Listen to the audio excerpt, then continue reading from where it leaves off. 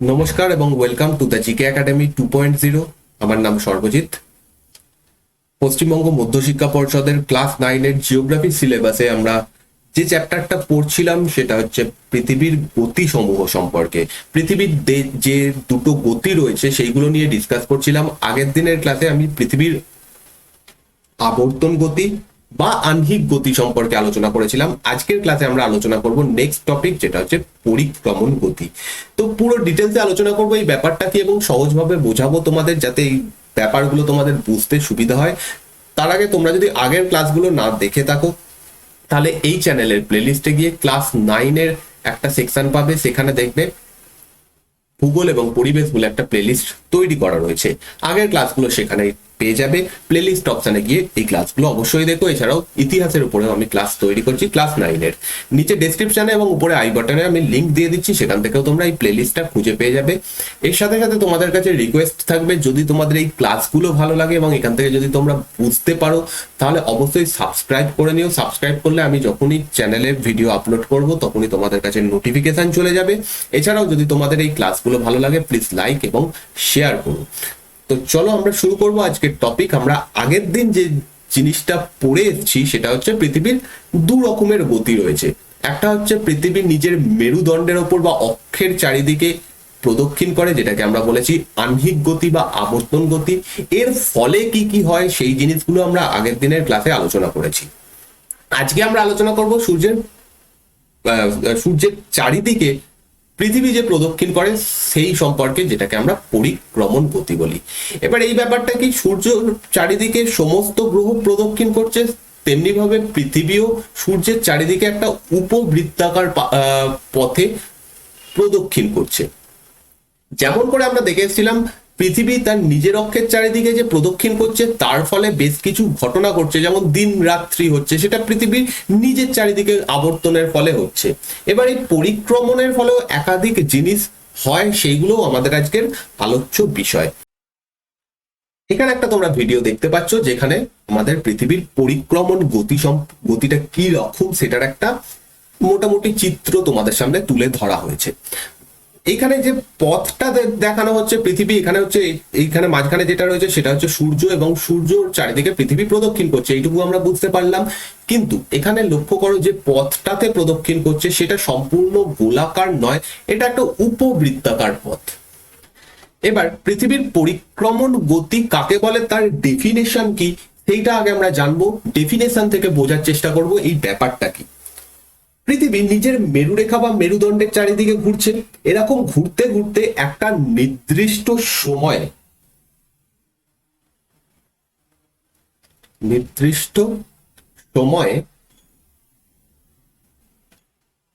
Next হচ্ছে নির্দিষ্ট দিকে এবং নির্দিষ্ট পথে সূর্যের চারিদিকে ঘোরে।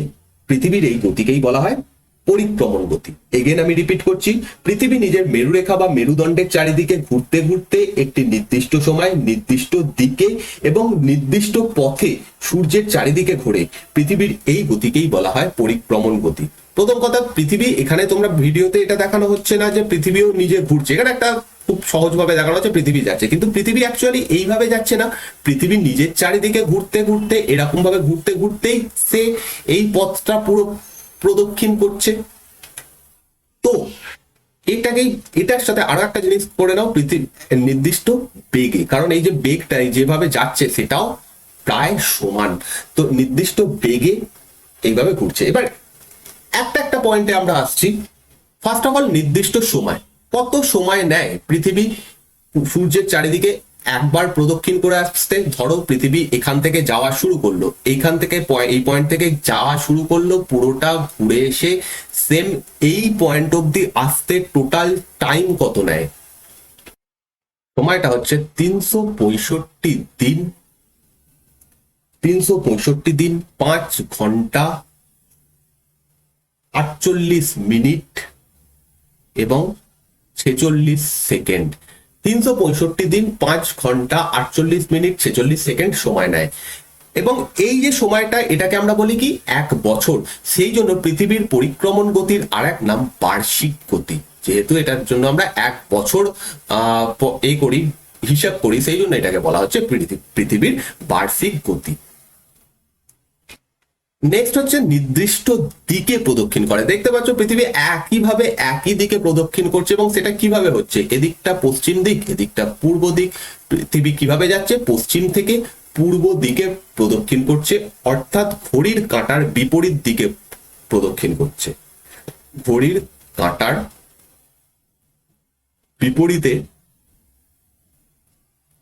প্রদক্ষিণ করছে নির্দিষ্ট পথে, কারণ একটাই পথ, এই উপবৃত্তাকার যে পথটা রয়েছে সেটা কোনো সময় চেঞ্জ হয় না, সেম পথে প্রদক্ষিণ করে, এবং নির্দিষ্ট বেগে প্রদক্ষিণ করে, কারণ পৃথিবীর এই পুরো পথটা যেতে প্রতি সেকেন্ডে বেগ থাকে 30 কিলোমিটার, অর্থাৎ 1 সেকেন্ড, জাস্ট এই 1 সেকেন্ড হলো তার মধ্যে পৃথিবী 30 কিলোমিটার চলে যায়। তো পৃথিবী পশ্চিম থেকে পূর্ব দিকে প্রদক্ষিণ করে ঘড়ির কাঁটার বিপরীত দিকে একটি নির্দিষ্ট উপবৃত্তাকার পথে পরিক্রমণ করে, এবং পরিক্রমণের যে বেগ সেটা সেকেন্ডে প্রায় 30 কিলোমিটার থাকে। পৃথিবীর যে পরিক্রমণ গতি সম্পর্কে আমরা এত অবধি যেটুকু জিনিস জানলাম, তার থেকে আমরা আরো একটু অ্যাডভান্স যেতে পারবো। সেটা হচ্ছে, তোমরা যদি আগের এই ভিডিওটা দেখো তাহলে দেখতে পাবে কিছু কিছু জায়গাতে পৃথিবী অনেকটা দূরে থাকছে। যেমন ধরো যখন এই পজিশনে আসছে পৃথিবী, তখন দেখো পৃথিবী এবং সূর্যের মধ্যে দূরত্ব অনেকটা বেশি থাকছে। আবার এই পজিশনে যখন আসছে পৃথিবী, লক্ষ্য করো সেইখান থেকে দূরত্বটা অনেকটা কম, যেহেতু এটা একটা উপবৃত্তাকার পথ। যদি এটা পুরো বৃত্ত হতো এবং মাঝখানে সূর্য থাকতো তাহলে সব জায়গাতে সমান দূরত্ব থাকতো, কিন্তু যেহেতু এটা একটা উপবৃত্তাকার পথ, তার জন্য পৃথিবী একটা টাইম আসে যখন পৃথিবী খুব কাছে পৌঁছে যায়, আবার একটা টাইম আসে যখন পৃথিবী সূর্যের থেকে অনেকটা দূরে পৌঁছে যায়। এই দুটো নাম দেওয়া হয়েছে। যখন পৃথিবী সূর্যের সব থেকে কাছে থাকে সেই সময়টাকে বলা হয় পেরিহেলিয়ন, ইংরেজিতে পেরিহেলিয়ন বলা হয়, এবং বাংলাতে এটাকে বলা হয় অনুসুর অবস্থান। অনুসুর, বাংলা থেকে বলা হয় অনুসুর অবস্থান। আর পৃথিবী সূর্য থেকে যখন সব থেকে বেশি দূরত্বে থাকে, সব থেকে দূরে যখন থাকে, সেইটাকে ইংরেজিতে এপিহেলিয়ন বলা হয়, বা বাংলাতে অপসুর বলা হয়, অপসুর অবস্থান বলা হয়। কোন দিন এই সময়টা আসে? অপসুর অবস্থান এই পৃথিবী পৌঁছয় 4 জুলাই, 4 জুলাই। এই দিনে পৃথিবী থেকে সূর্যের দূরত্ব সব থেকে বেশি থাকে, প্রায় 152.1 মিলিয়ন কিলোমিটার। বাংলা করলে, এটা মিলিয়নকে যদি আমি বাংলা করি, 15 কোটি, প্রায় 20 বা 21 লক্ষ কিলোমিটার দূরে থাকে। আর সব থেকে কাছে যখন থাকে সেটা হবে হচ্ছে 147.1 মিলিয়ন কিলোমিটার, যেটাকে বাংলা করলে হবে 14 কোটি। যদি আমি কোটিতে পরিণত করি, 14 কোটি, প্রায় 70 বা 71 লক্ষ কিলোমিটার দূরে থাকে। মাইলে মনে রাখতে হবে না, কিলোমিটারে মনে রাখলেই হবে। 15 কোটি 21 লক্ষ সব থেকে বেশি দূরত্ব, 14 কোটি 71 লক্ষ সব থেকে কম দূরত্ব। যেটা আসে কবে? অনুসুর অবস্থান যে দিনটাকে বলা হয় সেটা আসে 3 জানুয়ারি। 3 জানুয়ারি হয় অনুসুর অবস্থান, 4 জুলাই হয় অপসুর অবস্থান। এই দুটো খুব ইম্পর্টেন্ট। নেক্সট, এবার যদি কাউকে আমি প্রশ্ন করি যে পৃথিবী থেকে সূর্যের দূরত্ব কত, আমায় যদি কেউ প্রশ্ন করে পৃথিবী থেকে সূর্যের দূরত্ব কত, আমি কত বলবো? 14 কোটি 71 লক্ষ বলবো, নাকি 15 কোটি 21 লক্ষ বলবো? কনফিউশন। সেই জন্য বিজ্ঞানীরা একটা সংখ্যা দিয়েছেন যেটাকে বলা হচ্ছে গড় দূরত্ব। গড় তোমরা অঙ্কে করেছো, গড় কিভাবে করা হয়? দুটোকে মানে করে একটা অ্যাভারেজ যাকে ইংরেজিতে বলা হয়। গড় দূরত্ব কত যদি আমাদেরকে কোশ্চেন করা হয়, তাহলে আমরা বলবো 15 কোটি কিলোমিটার। 15 কোটি কিলোমিটার গড় দূরত্ব পৃথিবী এবং সূর্যের মধ্যে। কোন দিন কাছে কোন দিন দূরে এটা না বলে একসাথে বললাম গড় দূরত্ব 15 কোটি কিলোমিটার। এবার তোমাদের যদি আমি প্রশ্ন করি যে পৃথিবী সূর্যের চারিদিকে প্রদক্ষিণ করছে, এটার কারণ কি? কি কারণে করছে? তার কারণ হচ্ছে সূর্যের টানে। সূর্য টেনে রয়েছে পৃথিবীকে এবং দিয়ে ঘোরাচ্ছে। ধরো তুমি একটা পাথরের টুকরোকে দড়িতে বাঁধলে দিয়ে গোল করে ঘোরাচ্ছ মাথার উপরে, যে জিনিসটা হবে সূর্য আমাদের পৃথিবীকে নিয়ে সেম জিনিসটা, শুধু আমাদের পৃথিবীকে নিয়ে নয়, সমস্ত গ্রহকে নিয়ে সেম জিনিসটা করছে। সূর্য ধরো একটা কাল্পনিক দড়ি দিয়ে পৃথিবীকে বেঁধেছে এবং বন করে ঘোরাচ্ছে।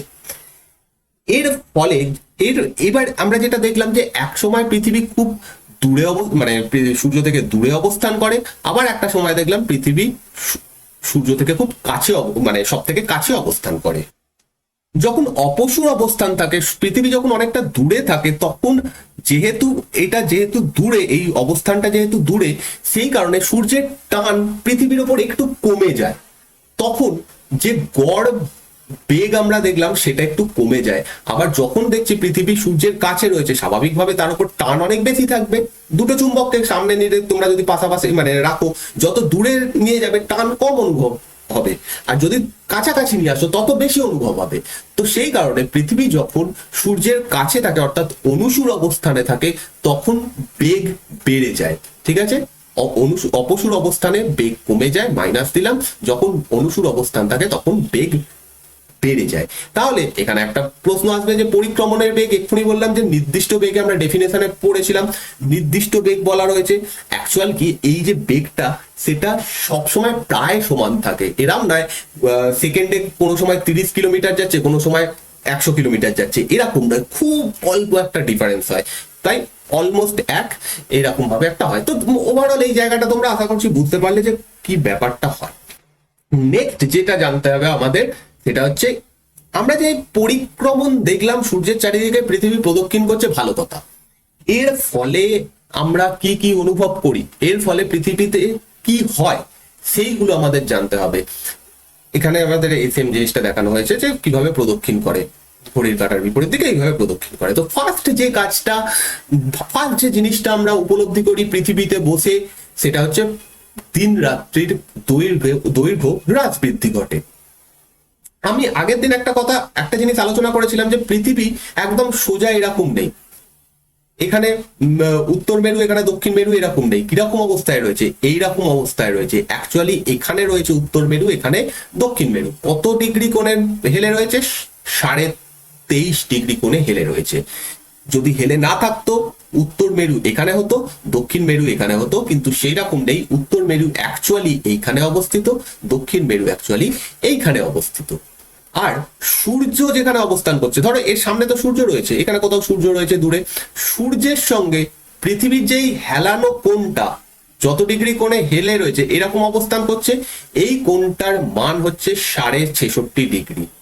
সূর্যের তল এবং পৃথিবীর যে অ্যাকচুয়াল যে অবস্থান এরকম হেলে রয়েছে, সেটার মধ্যে যে কোণটা, সেটা হচ্ছে 66.5 ডিগ্রি। এই অবস্থায় পৃথিবী দাঁড়িয়ে নেই, পৃথিবী এরকম করে সূর্যকে প্রদক্ষিণ করছে, যার ফলে এই পুরো কক্ষপথে, যে পথটাতে পৃথিবী প্রদক্ষিণ করছে সূর্যের চারিদিকে, সেটাকে বলা হয় কক্ষপথ। এই কক্ষপথের এক এক জায়গাতে এমন দেখা যায় যে পৃথিবীর কোনো সময় উত্তর গোলার্ধ সূর্যের দিকে বেশি ঝুঁকে রয়েছে, আবার কোনো সময় দেখা যায় যে পৃথিবীর দক্ষিণ গোলার্ধ সূর্যের দিকে বেশি ঝুঁকে রয়েছে। এই জিনিসটা আরো সুন্দরভাবে বুঝতে পারবে, আরো ছবি রয়েছে, আমি সমস্ত ছবির মাধ্যমে ক্লিয়ার করব, আস্তে আস্তে বোঝো ব্যাপারটা, ছবির সঙ্গে সঙ্গে রিলেট করতে থাকো, বুঝতে সুবিধা হবে। ফার্স্ট এখানে যেটা লেখা রয়েছে, যেটার কারণ কি হয় সেটা আগে পড়ে নিই, সেটার সম্পর্কে একটু বুঝি, তারপরে আরো ডিটেলসে যাচ্ছি। যখন পৃথিবীর যে গোলার্ধ সূর্যের দিকে বেশি ঝুঁকে থাকে, সেই গোলার্ধে দিন বড় এবং রাত ছোট হয়, অন্য গোলার্ধে তখন বিপরীত অবস্থা হয়। ওকে, এর ফলে দুই গোলার্ধে বছরের বিভিন্ন সময় দিন ও রাত্রির দৈর্ঘ্যের হ্রাস বৃদ্ধি ঘটে। এই জিনিসটা আগে বোঝো যে ব্যাপারটা কি। এখানে যে ছবিটা তোমরা দেখতে পাচ্ছ, এইখানে রয়েছে হচ্ছে ইকুয়েটর। ইকুয়েটর মানে হচ্ছে নিরক্ষরেখা। নিরক্ষরেখা পৃথিবীকে দুটো সমান ভাগে ভাগ করছে। নিরক্ষরেখার উত্তরের যে অংশটা, সেটাকে উত্তর গোলার্ধ বলি, নিরক্ষরেখার দক্ষিণের যে অংশটা, সেটাকে দক্ষিণ গোলার্ধ বলি। ধরো এখানে সূর্য রয়েছে, তার ফলে কি হচ্ছে তোমরা দেখতে পাচ্ছ, যেহেতু পৃথিবীর উত্তর গোলার্ধটা সূর্যের দিকে একটু বেশি ঝুঁকে রয়েছে, তার ফলে যেটা হবে, উত্তর গোলার্ধ এর বেশি অংশ সূর্যের আলো পাবে। অ্যাকচুয়াল তো পৃথিবী এইভাবে রয়েছে, এই রেখাটা অনুযায়ী, কিন্তু সূর্য সেটা জানে না। আগের দিনই আমরা আলোচনা করেছি, সূর্য জানে না যে পৃথিবী বেঁকে আছে, আমিও একটু বেঁকে গিয়ে আলো দিই, সেরকম করছে না। সূর্য এখানে ডাইরেক্ট এরকম ভাবে আলো দিচ্ছে। তার ফলে দেখো, উত্তর গোলার্ধের বেশি অংশ সূর্যের দিকে বেঁকে রয়েছে। এর ফলে কি হবে, এই উত্তর গোলার্ধে ক্রমশ দিন বড় হবে, রাত ছোট হবে। দক্ষিণ গোলার্ধে উল্টো ব্যাপারটা হবে। দক্ষিণ গোলার্ধে যেহেতু বেশিরভাগ অংশটা দেখো অন্ধকারের মধ্যে রয়েছে, সেই কারণে দক্ষিণ গোলার্ধে কি হবে, রাত বড় হবে, দিন ছোট হবে। আবার যখন ঘুরতে ঘুরতে ঘুরতে ঘুরতে সূর্য যখন এই দিকে মানে সূর্য নয় পৃথিবী ঘুরছে, ঘুরতে ঘুরতে ধরো সূর্য এখানে অবস্থান করছে, পৃথিবী এখানে অবস্থান করছে, সেই সময় ঠিক উল্টো ঘটনা হয়ে যাবে। যেহেতু দক্ষিণ গোলার্ধ বেশিটা আলোর মুখে রয়েছে, তাই জন্য দক্ষিণ গোলার্ধে দিন বড় হয়ে যাবে, রাত ছোট হয়ে যাবে। উত্তর গোলার্ধে উল্টো ব্যাপারটা হবে, রাত দিন ছোট হয়ে যাবে, রাত বড় হয়ে যাবে। যদি কারোর এখানে কনফিউশন থেকে থাকে অপেক্ষা করো, আরো ভালোভাবে আমি এখানে বোঝাচ্ছি। তার আগে কিছু রেখা সম্পর্কে আমাদের জানতে হবে, যে রেখাগুলো এখন আমরা পড়িনি, কিছুদিন নেক্সট যে চ্যাপ্টার গুলো রয়েছে সেখানে আমরা এগুলো আলোচনা করব। দেখো, আমাদের আজকে মেন যেটা দরকার অক্ষরেখাগুলো সম্পর্কে, মেন যে অক্ষরেখাগুলো আছে সেইগুলো সম্পর্কে জানা। এগুলো প্রত্যেকটাই কাল্পনিক রেখা। পৃথিবীর একদম মাঝখান দিয়ে যে রেখাটা গেছে পূর্ব থেকে পশ্চিম বা পশ্চিম থেকে পূর্বে, সেটাকে ইকুয়েটর বা নিরক্ষরেখা বলা হয় বাংলায়। কোথায় এই রেখাগুলো অবস্থান করছে সেইগুলো বোঝার চেষ্টা করো। ঠিক আছে, এর মান কত, 0 ডিগ্রি এখানে লেখা রয়েছে। 0 ডিগ্রি থেকে আমরা যদি উত্তরের দিকে যাই, আর একটা রেখা পাবো এইখান দিয়ে, যেটার মান হচ্ছে 23.5 ডিগ্রি। এই রেখাটাকে বলা হয় ট্রপিক অফ ক্যান্সার, বা বাংলাতে বলা হয় কর্কট ক্রান্তি রেখা। কর্কট লিখলাম সংক্ষেপে। তার থেকে উপরে যদি যাই, সেগুলো আমাদের লাগবে না, তাও একটু মার্ক করছি। এইখানে একটা রেখা রয়েছে যেটার মান দেখানো হচ্ছে 66.5 ডিগ্রি, এবং পাশে লেখা রয়েছে আর্কেটিক সার্কেল। এই রেখাটা, এটাকে বাংলাতে বলা হয় হচ্ছে সুমেরু বৃত্ত রেখা। সুমেরু বৃত্ত রেখা একদম উপরে 90 ডিগ্রি, এটা একটা বিন্দু, এটা হচ্ছে সুমেরু বিন্দু। তেমনি ভাবে আমরা যদি দক্ষিণে আসি নিরক্ষরেখা থেকে, এখানে একটা রেখা পাচ্ছি, যে রেখাটার মান হচ্ছে 23.5 ডিগ্রি, কিন্তু দক্ষিণ সাউথ লেখা রয়েছে, এখানে রয়েছে নর্থ।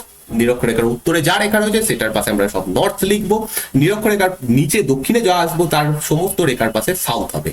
তো এটা হচ্ছে 23.5 ডিগ্রি দক্ষিণ অক্ষরেখা। এটাকে বলা হয় মকর ক্রান্তি রেখা। এখানে একটা রেখা রয়েছে, যেটাকে লেখা রয়েছে কি পাশে লেখো আর্কেটিক সার্কেল, আর মান দেওয়া হয়েছে 66.5 ডিগ্রি দক্ষিণ। এটাকে বলা হয় কুমেরু বৃত্ত রেখা। কুমেরু বৃত্ত রেখা। আর এখানে হচ্ছে একদম লাস্টে রয়েছে 90 ডিগ্রি দক্ষিণ, যেটাকে বলা হয় কুমেরু। এটা একটা বিন্দু। সুমেরু নিরক্ষরেখার উত্তরে যতটা অংশ রয়েছে, এই পুরো অংশটাকে বলা হয় উত্তর গোলার্ধ, নর্দার্ন হেমিস্ফিয়ার। আর নিরক্ষরেখার দক্ষিণে যতটা অংশ রয়েছে দুটোই সমান হাফ, কারণ এই রেখাটা পৃথিবীকে দুটো সমান ভাগে ভাগ করছে। তো নিচের যে অংশটা রয়েছে সেটাকে আমরা বলবো সাউদার্ন হেমিস্ফিয়ার বা দক্ষিণ গোলার্ধ। এই অবধি আশা করছি ক্লিয়ার হয়েছে। যেহেতু পৃথিবী এরকম একটু হেলে অবস্থান করছে, সেই কারণে সূর্যের আলো নিরক্ষরেখার উপর সারা বছর ধরে লম্বভাবে কিরণ দেয়। এবার পৃথিবী যেহেতু সূর্যের চারিদিকে উপবৃত্তাকার পথে প্রদক্ষিণ করছে, তার ফলে সূর্যের আলো এই নিরক্ষরেখা থেকে কয়েকটা টাইমে আস্তে আস্তে এরকম ভাবে সরতে সরতে সব থেকে বেশি কর্কট ক্রান্তি রেখা অব্দি আসে। আবার এরকম ভাবে এদিকে সরতে সরতে মকর ক্রান্তি রেখা অব্দি আসে, আবার সরতে সরতে কর্কট ক্রান্তি রেখার উপর আসে, আবার সরতে সরতে মকর ক্রান্তি রেখার উপর আসে। তো সূর্যের যে আলো সেটা লম্বভাবে শুধুমাত্র এইটুকু অংশের মধ্যে পড়ে, নিরক্ষরেখা, কর্কট ক্রান্তি রেখা, মকর ক্রান্তি রেখা, এর মধ্যেই ঘোরাফেরা করে। ক্লিয়ার? এবার যদি কোনো একটা আলো নেবে, তোমরা একটা কোনো আলো নিয়ে যদি ধরো টর্চ, কোনো জোরালো টর্চ যদি এরকম সমান লম্বভাবে ফেলো কোনো একটা জায়গার উপর নিজেদের হাতের উপরে, বা মোবাইলে ফ্ল্যাশ লাইট জ্বালিয়ে তোমরা একদম হাতের উপরে লম্বভাবে রাখবে, দেখবে সেই জায়গাটা বেশি গরম হচ্ছে, হাতের অন্য একটু দূরে যে জায়গাগুলো রয়েছে সেই জায়গাটা কম গরম হচ্ছে। এটা প্র্যাকটিক্যাল পরীক্ষা। তো এর থেকে আমরা একটা সিদ্ধান্তে পৌঁছতে পারি যে আলো যে জায়গাটাতে লম্বভাবে পড়বে সেইখানে উত্তাপ অনেক বেশি হবে, বাকি জায়গাতে উত্তাপ তির্যক ভাবে যেখানে পড়ছে, এখানে তির্যক ভাবে পড়ছে, দূরে কোনো স্থানে যেখানে আলোটা পড়ছে সেখানে তির্যক ভাবে পড়ছে, তার ফলে সেখানে উত্তাপটা কম হবে। নেক্সট ছবিতে আমরা যাচ্ছি। এখানে একটা ছবি দেখতে পাচ্ছ, এই জিনিসটা দেখানো হয়েছে যে কখন পৃথিবীর উত্তর গোলার্ধ সূর্যের দিকে থাকে, কখন পৃথিবীর দক্ষিণ গোলার্ধ সূর্যের দিকে হেলে থাকে, যেটা আমি একটু আগে এখানে ডিসকাস করছিলাম, সেটা এই ছবিতে দেখো। এখানে প্রত্যেকটা যে 3টে করে রেখা দেখানো হয়েছে, এই রেখাটা হচ্ছে কর্কট ক্রান্তি রেখা, এটা নিরক্ষ রেখা, এটা মকর ক্রান্তি রেখা। এগেন এখানে সেম কর্কট ক্রান্তি, নিরক্ষ, মকর, কর্কট ক্রান্তি, নিরক্ষ, মকর ক্রান্তি রেখা, কর্কট ক্রান্তি রেখা, নিরক্ষ রেখা, মকর ক্রান্তি রেখা। ভালো করে দেখো, যখন এইরকম অবস্থান করছে 1 নম্বর পজিশন, এটা হচ্ছে আমাদের 1 নম্বর পজিশন, এইখানে যখন অবস্থান করছে তখন দেখো পৃথিবী অ্যাকচুয়ালি হেলে এরকম ভাবে রয়েছে, যে সাদা রেখাটা তোমরা দেখতে পাচ্ছ এইভাবে হেলে রয়েছে, কিন্তু সূর্য জানে না। সূর্য সেই জন্য আলোটা যেভাবে দিচ্ছে তাতে দেখো যে উত্তর গোলার্ধ বেশি পরিমাণ আলো পাচ্ছে, দক্ষিণ গোলার্ধ সব থেকে বেশি আলো পাচ্ছে। এটা তো আমাদের নিরক্ষ রেখা, নিরক্ষ রেখার দেখো এতটা অংশ, দক্ষিণ গোলার্ধের এতটা অংশ আলো পাচ্ছে, কিন্তু উত্তর গোলার্ধ দেখো, উত্তর গোলার্ধের এই অংশটা, এটা আরেকটু ছবিটা ভালো হবে, কিন্তু যাই হোক উত্তর গোলার্ধের বেশিরভাগ অংশটা এই সময়তে অন্ধকারের দিকে রয়েছে। কেন রয়েছে? কারণ সূর্য একটু বেঁকে, সূর্যের পৃথিবীর যে দক্ষিণ গোলার্ধ সেটা একটু বেঁকে অবস্থান করছে এবং সূর্যের দিকে বেশি হেলে রয়েছে, সেই কারণে। ঠিক উল্টো দিকের ছবিটাতে চলে আসো, 2 নম্বর যে ছবি, সেখানে দেখো যে এবার দেখা যাচ্ছে যে পৃথিবীর উত্তর গোলার্ধটা একটু হেলে সূর্যের দিকে অবস্থান করছে, যার ফলে কি হচ্ছে উত্তর গোলার্ধে বেশি পরিমাণ আলো পাচ্ছে এবং দক্ষিণ গোলার্ধ তুলনামূলকভাবে কম আলো পাচ্ছে। এই ছবিটা ক্লিয়ার? এই যে পরপর যে জিনিসগুলো আলোচনা করছি এগুলো বুঝতে পারলাম এতক্ষণ অব্দি? যদি বুঝতে পারি তাহলে আমরা আমাদের নেক্সট কনসেপ্টে যাব, যেগুলো হচ্ছে বিষুব, কর্কট সংক্রান্তি এবং মকর সংক্রান্তি। এই ব্যাপারটা কি, যে জিনিসটা দিয়ে আমরা আমাদের আজকে এই আলোচনাটা শুরু করেছি, যে দিন রাত্রি ছোট বড় কিভাবে হচ্ছে, সেইটা এবার আমরা আলোচনা করব। এতক্ষণ অব্দি যে জিনিসগুলো আলোচনা করছিলাম সেগুলো সবই কনসেপ্ট ছিল। যদি কনসেপ্ট ক্লিয়ার হয় এই জায়গাটাতে তোমরা বুঝতে পারবে। এবার দেখো, প্রথম হচ্ছে বিষুব। বিষুব কোন দিন হয়? অ্যাকচুয়ালি বিষুব 2 দিন হয়। এই 2 দিন দুটো গোলার্ধে, উত্তর গোলার্ধেও এবং দক্ষিণ গোলার্ধে 2 জায়গাতেই সমান দিন সমান রাত্রি হয়। উভয় গোলার্ধে দিন এবং রাত্রি সমান হয়। এটা পৃথিবীতে 2 দিন আসে, সেটা হচ্ছে 21শে মার্চ এবং 23শে সেপ্টেম্বর। 21শে মার্চের যে সময়টা সেটাকে মহাবিষুব বলা হয়, 23শে সেপ্টেম্বর দিনটাকে বলা হয় জলবিষুব। কোথাও কোথাও কোনো বইতে এটা 20 মার্চ লেখা রয়েছে এবং এটা 22 সেপ্টেম্বর লেখা রয়েছে। কোনো আলাদা কিছু নয়, অ্যাকচুয়ালি আমরা যেহেতু পূর্ব গোলার্ধে রয়েছি, ভারত যেহেতু পূর্ব গোলার্ধে অবস্থান করছে। এবার পূর্ব গোলার্ধ পশ্চিম গোলার্ধ কি নিশ্চয়ই মনে আছে, আগের দিন বলেছি। এইটা হচ্ছে মূল মধ্যরেখা, মূল মধ্যরেখার পূর্ব দিকে যে জায়গাটা সেটাকে পূর্ব গোলার্ধ বলা হয়। আর আমরা যেহেতু পূর্ব গোলার্ধে রয়েছি সেই কারণে আমাদের দিনটা একটু এগিয়ে থাকে। আমাদের এখন যে দুপুরবেলা, আজকে কত তারিখ, আমি যখন ভিডিও রেকর্ড করছি 19 তারিখ, 19 তারিখ দুপুর হয়ে গেছে আমার এখানে, বা প্রায় 12টা বাজে। পশ্চিম গোলার্ধে এই এখনো পর্যন্ত রাত হয়ে আছে, ঠিক আছে, রাত হয়ে আছে। 19 তারিখ রাত হয়েছে, 12টার কাছাকাছি বাজে। তো সেই কারণে আমাদের যে টাইমটা অ্যাকচুয়ালি 21শে মার্চ হয়, ওইটা ওখানে 20 মার্চ হয়। তো দুটোই আলাদা কিছু নয়, 21শে মার্চ ধরেই আমরা এই করছি। অধিকাংশ তোমরা পরীক্ষাতে যা কোশ্চেন ইত্যাদি পাবে 21শে মার্চ এবং 23শে সেপ্টেম্বরই থাকবে।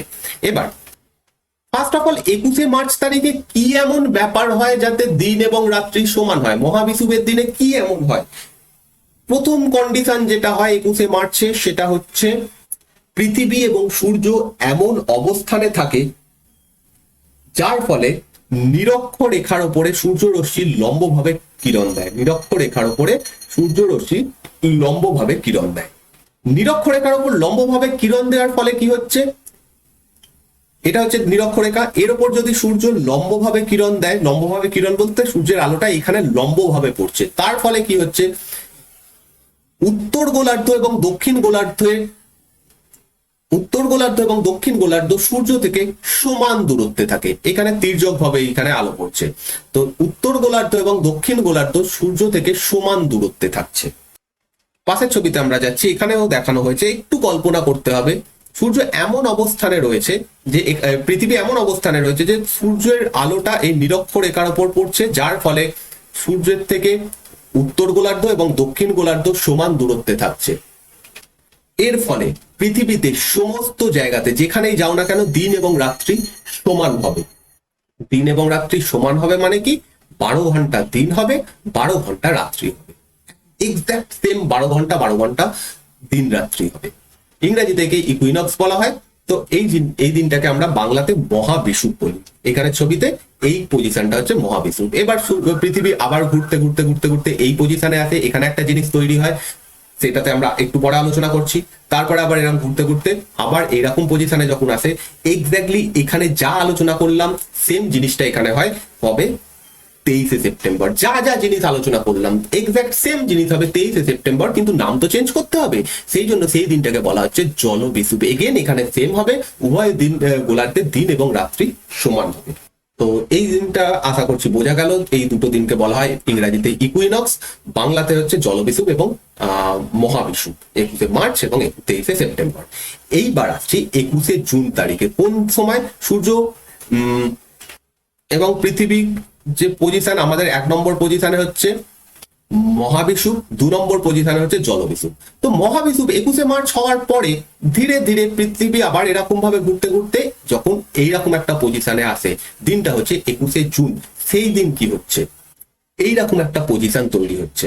দেখো কি হচ্ছে, এইটা আমাদের নিরক্ষরেখা, হ্যাঁ, এইখান দিয়ে গেছে একটা রেখা, যেটা এখানে দেখানো হয়নি, দেখানো উচিত ছিল, আমি টেনে দিচ্ছি, একটু টেরা বেঁকা হবে, কিন্তু এটাকে মানো হচ্ছে আমাদের কর্কট ক্রান্তি রেখা। কি বললাম, সূর্যের যে আলো সেটা কোনো সময় একবার নিরক্ষরেখার উপরে লম্বভাবে কিরণ দেয়, সেটা সরতে সরতে হাইট সব থেকে বেশি অব্দি কর্কট ক্রান্তি রেখা অব্দি আসে, আবার সরতে সরতে মকর ক্রান্তি রেখা অব্দি আসে, এর বাইরে কোথাও যাবে না। এই ছবিতে দেখো কর্কট ক্রান্তি রেখার উপরে সূর্য লম্বভাবে কিরণ দিচ্ছে। এটা কেন হচ্ছে, কারণ পৃথিবী একটু বেঁকে রয়েছে, সেই কারণে কর্কট ক্রান্তি রেখার উপর সূর্যের, কর্কট ক্রান্তি রেখা যে অঞ্চলটা সেইটা সূর্যের একদম সামনে পড়ে যাচ্ছে, তো সেই অবধি আসছে, সেইখানে সূর্য লম্বভাবে কিরণ দিচ্ছে। এর ফলে কি হচ্ছে, 21শে জুন তারিখে প্রথম যেটা হচ্ছে সেটা হচ্ছে কর্কট ক্রান্তি রেখার উপরে প্রথম কথা হচ্ছে উত্তর গোলার্ধ সূর্যের দিকে একটু বেশি ঝুঁকে থাকছে, এটা নিরক্ষরেখা, এটা উত্তর গোলার্ধ সূর্যের দিকে একটু বেশি ঝুঁকে রয়েছে, ফার্স্ট পয়েন্ট। সেকেন্ড পয়েন্ট, সূর্যরশ্মি কর্কট ক্রান্তি রেখার উপর লম্বভাবে পড়ছে, তার ফলে কি হচ্ছে, উত্তর গোলার্ধে সব থেকে বড় দিন এই দিনে দেখা যাবে, দক্ষিণ গোলার্ধে সব থেকে বড় রাত এই সময় এই দিনটাতে দেখা যাবে 21শে জুন তারিখে। কেন দেখতে পাচ্ছ, এখানে দেখো অধিকাংশ জায়গাটা অন্ধকারের মধ্যে রয়েছে এবং অধিকাংশ সব থেকে বেশি আলো উত্তর গোলার্ধ পাচ্ছে, তো সেই জন্য উত্তর গোলার্ধে সব থেকে বড় দিন হবে, দক্ষিণ গোলার্ধে সব থেকে বড় রাত হবে। আরো একভাবে বলতে পারি, উত্তর গোলার্ধে দিন বড় রাত ছোট হবে, দক্ষিণ গোলার্ধে উল্টো ব্যাপারটা হবে, রাত বড় হবে দিন ছোট হবে। আরো একটা জিনিস তোমরা এখান থেকে লক্ষ্য করতে পারবে, এই সমস্ত কিছু মুছে দিলে তোমরা দেখো, এটা হচ্ছে কি বললাম, কি রেখা, আর্কেটিক সার্কেল, অর্থাৎ সুমেরু বৃত্ত রেখা। ভালো করে দেখো, এখানে সুমেরু বৃত্ত রেখা থেকে যে সুমেরু যে বিন্দুটা, সেই অবধি অঞ্চল সব সময় সূর্যের দিকে রয়েছে, সব পুরো দিনটাই সূর্যের আলো পাচ্ছে। তার ফলে কি হচ্ছে, এই সুমেরু অঞ্চলে সুমেরু বিন্দু থেকে সুমেরু বৃত্ত যে রেখা সেই অবধি জায়গাটা 24 ঘন্টায় দিন থাকছে। ঠিক উল্টো ব্যাপারটা হচ্ছে এখানে।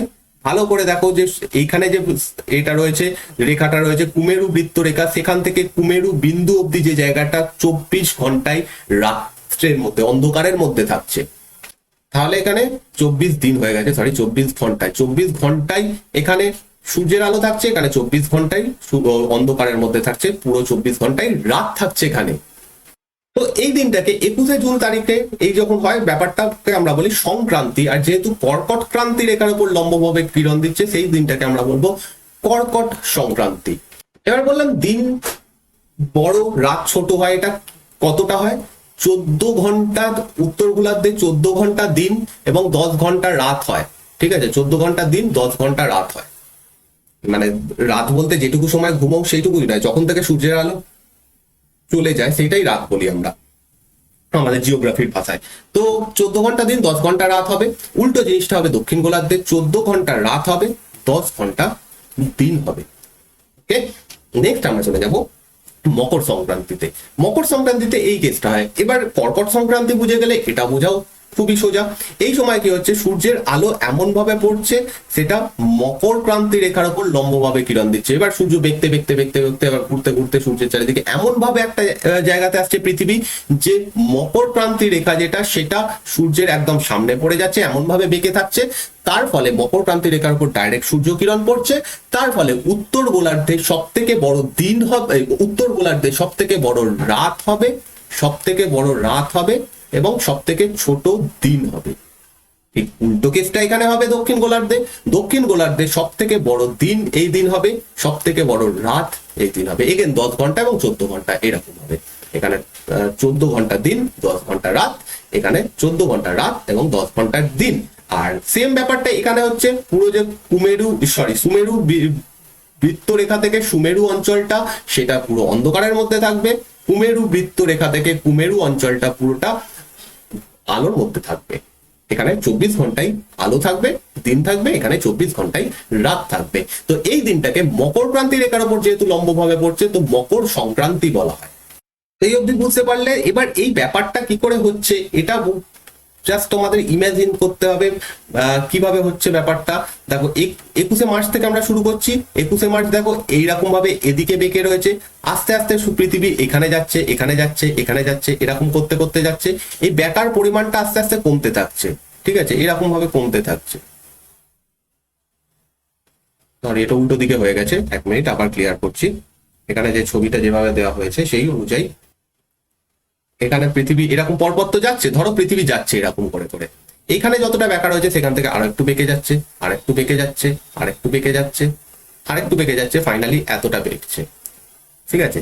দিয়ে আবার এরকম ভাবে যখন যাচ্ছে, বেঁকা থেকে একটু একটু করে সরতে থাকছে, এরকম করে এই জায়গায় এই পজিশনে আসছে। তো এইভাবে বেঁকতে বেঁকতে ঘুরতে ঘুরতে এইভাবে যে যাচ্ছে ব্যাপারটা, এটা জাস্ট একটা ইমাজিনেশনের মাধ্যমে তোমাদের ভাবতে হবে, তাহলেই হয়ে যাবে।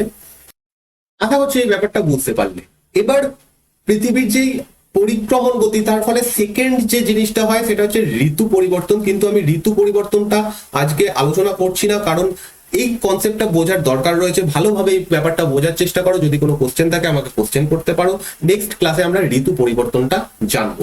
এই ক্লাসটা যদি ভালো লাগে প্লিজ লাইক এবং শেয়ার করো। আর যদি তোমরা এই পিডিএফটা পেতে চাও, টেলিগ্রাম চ্যানেলে জয়েন হয়ে যাও, নিচে ডেসক্রিপশনে লিঙ্ক দেওয়া রয়েছে। এছাড়াও যদি তোমরা কোশ্চেন করতে চাও, কিছু বলতে চাও, গ্রুপে আমাকে কোশ্চেন করতে পারো, নিচে ডেসক্রিপশনে এগুলো লিঙ্ক দেওয়া রয়েছে, সেখান থেকে আমাকে কমেন্ট করে মেসেজ করতে পারো।